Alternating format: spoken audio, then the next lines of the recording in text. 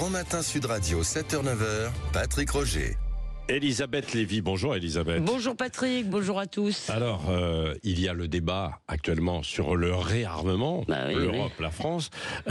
Vous allez nous expliquer pourquoi vous avez le sentiment quand même que ce réarmement et que la France se réarme est important. Alors on dirait que les Européens se réveillent d'un long sommeil. Alors pas sous le fougueux baiser d'un prince charmant, c'est plutôt du genre torgnole.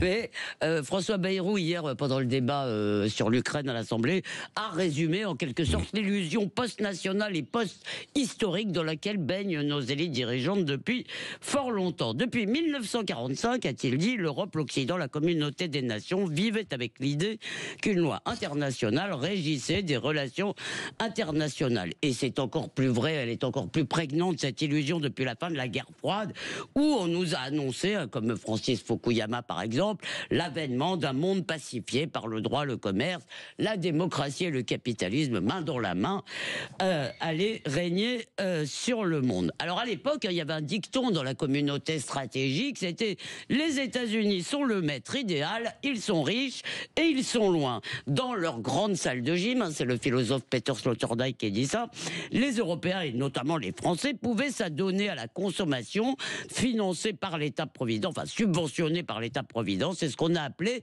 vous vous rappelez, les dividendes de la paix.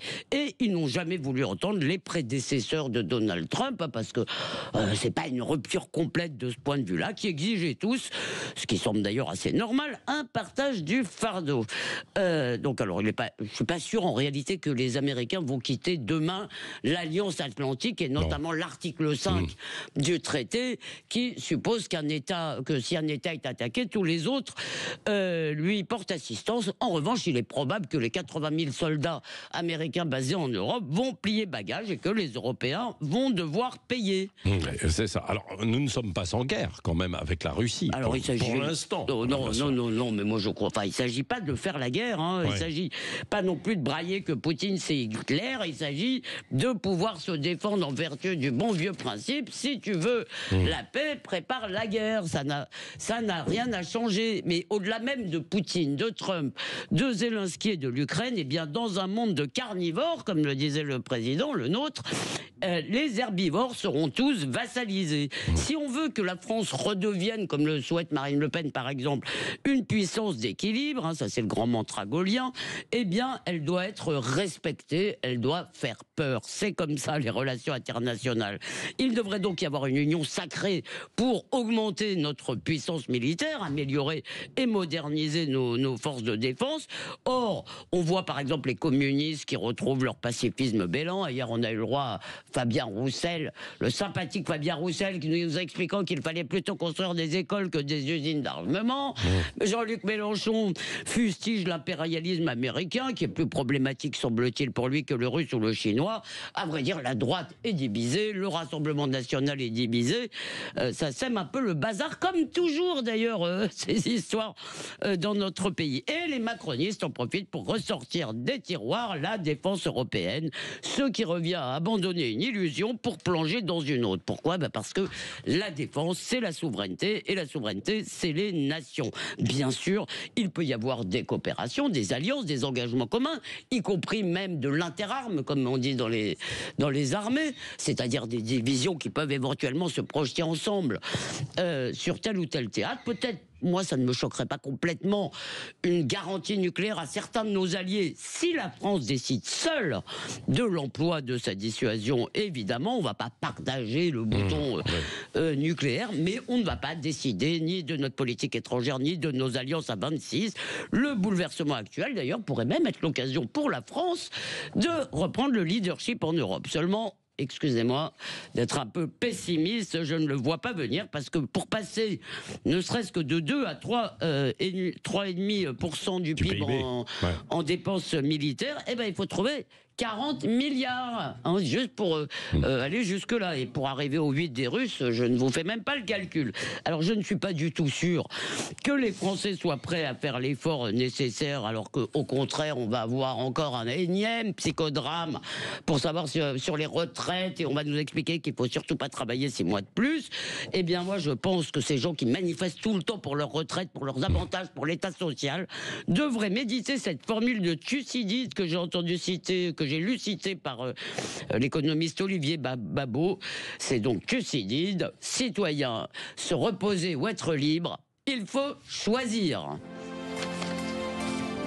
Françoise Degois, est-ce que vous êtes d'accord sur le fait que ce que dit Elisabeth Lévy, c'est qu'il faut faire des efforts pour se réarmer? Bien sûr. Moi, je suis parti des gens. En guerre, mais non, on est pas en guerre. Moi, alors, on cite toujours Civis Pacem Bellum, mais on peut citer l'art de la guerre de Sun Tzu, qui est quand même le manuel qui dirige toutes les écoles de guerre. Moi, je te colle mon Thucydide et tu me colles sur Sun Tzu. Mais oui, c'est-à-dire que véritablement, les plus grandes batailles, c'est celles qu'on ne mène pas parce qu'on n'a pas à les mener. Et donc, je pense que le principe de dissuasion, là où je suis un peu moins, je suis comme Gramsci, vous savez, j'ai le pessimisme de la raison, mais l'optimisme de la volonté. Il me semble que c'est tellement brutal que nous sommes dans une telle bascule que quand vous avez des pays frugaux comme l'Allemagne, comme les Pays-Bas qui disent OK, on est prêt à sortir les dépenses militaires de chacun des pays de la fameuse règle des 3%, parce que c'est ça le fait politique majeur et qui à mon avis sera acté au Conseil de l'Europe. Non mais je veux dire par là que quand on en est là, que tous ces pays ont dit, quand vous avez Friedrich Merz qui dit OK, moi je veux bien la dissuasion européenne, et évidemment il n'est pas question que le bouton soit partagé. Je pense que Emmanuel Macron a été super clair là-dessus. En plus c'est des procédures que les Européens testent régulièrement depuis 15 ans, c'est-à-dire entre la France et la Grande-Bretagne. Il n'est pas question de partage du bouton nucléaire. Vous avez ouvert 8 parenthèses, comme je voudrais vous répondre.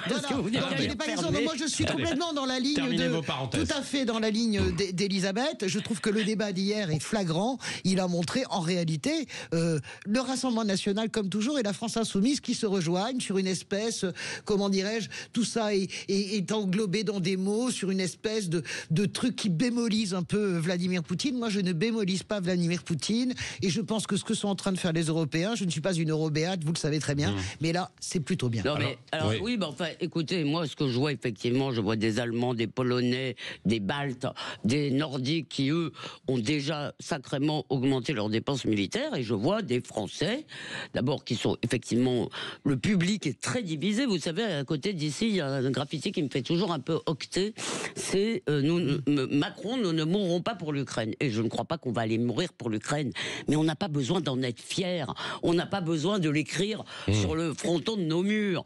Si vous voulez, bien sûr qu'on va pas aller mourir pour l'Ukraine, simplement. Non, je crois qu'il a pas, en réalité, il a vraiment été très peu question d'envoyer des troupes combattantes.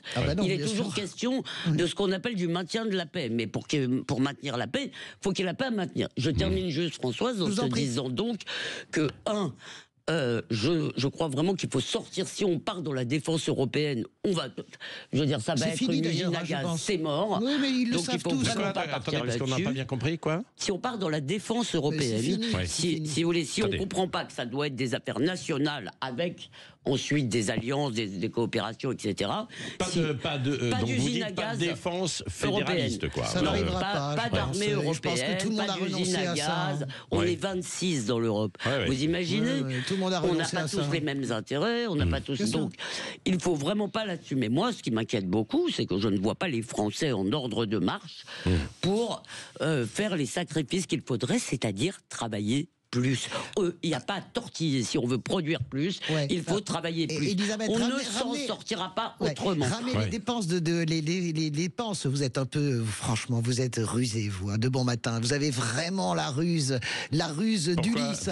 Ramener l'effort qu'il faudrait faire sur la défense à la question des retraites. Pardon, je ne crois pas que ça puisse fonctionner comme ça. Mais non, je veux dire, c'est pas les retraites qui vont. Parce qu'il y a un déficit. D'accord, mais enfin, c'est pas les retraites qui vont combler ou pas notre déficit. La réalité, c'est que il faut encore, il faut écouter. Mais il faut de travailler plus. Bien, que ce soit par la retraite. Moi, je relie pas les deux. Je vous dis juste qu'on peut. Mais c'est bien. C'est QFD. Elle ne relie pas les deux, comme tous les Français qui ne voient pas le rapport entre ce qu'on doit dépenser le soir et ce qu'on doit gagner le matin. Écoutez, Elisabeth, ça serait bien que vous me traitiez pas comme si j'avais 4 ans. Je vois très bien ce qu'il faut dépenser le matin et ce qu'il faut dépenser l'après-midi. Je vous dis juste que vous mélangez des choux et des chèvres et des carottes. Ce n'est pas le sujet. sujet. Le sujet, c'est est-ce que les Européens, aujourd'hui, sont prêts, on va voir le Conseil de l'Europe jeudi, est-ce qu'ils sont prêts, les Européens, à faire un immense effort de 500 milliards collectifs en emprunt, comme on le demande déjà. Bien sûr qu'il faut les rembourser, les emprunts. On est parce que là, vous avez vu, notre premier poste de dépense, là, ça va être le remboursement de notre dette. François, est-ce que vous pouvez m'expliquer comment on peut produire plus de richesse? D'accord, parce qu'il s'agit, malgré tout, comme vous êtes marrant, vous nous dites, ah bah oui, on va s'endetter. On dirait que, si vous voulez, est-ce que vous pouvez m'expliquer? Je suis sérieuse. Nous sommes endettés. Je suis sérieuse. Est-ce que vous pouvez m'expliquer comment on peut produire plus de richesse sans travailler plus? Je vais vous expliquer que, par exemple, ce plan d'investissement, les Italiens ont déjà fait des projections avec Giorgia Meloni qui a un rôle, elle arrive à garder sa ligne de crête, elle est assez rusée, elle aussi, c'est votre cousine, non peut-être, en matière de ruse. C'est gentil ce que je dis, parce que c'est plutôt un compliment. J'aime beaucoup Giorgia Meloni, moi. Je vous assure que, c'est-à-dire que si vous relancez par exemple l'industrie de l'armement sur un immense investissement, Mario Draghi propose 850 milliards d'euros. Donc sans travailler plus. 850 milliards d'euros d'investissement. On propose 400 ou 500 milliards sur les dépenses militaires. Ça veut dire que vous recréez de l'industrie militaire.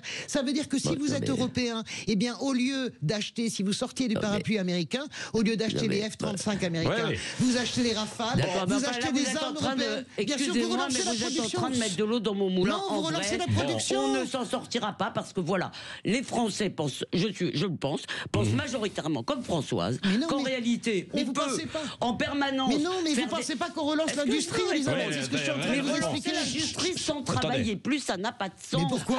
Bien sûr que si, vous relancez des industries qui n'existent plus. Oui, ça c'est. Nous sommes ceux qui travaillent le moins en Europe. Oui, c'est vrai. en train de me dire quelque chose qui ne tient pas debout. Je suis en train de vous expliquer qu'on relance des industries innovantes qui n'existent plus dans la plupart des pays. En Italie, ça existe encore, mais ça n'existe plus. Ça existe moins en France. Ça existe moins. On relance, on vend nos armes intra-européens et vous m'expliquez qu'on travaille pas assez. Je vous dis juste qu'on relance des industries qui n'existent plus et on crée de la richesse.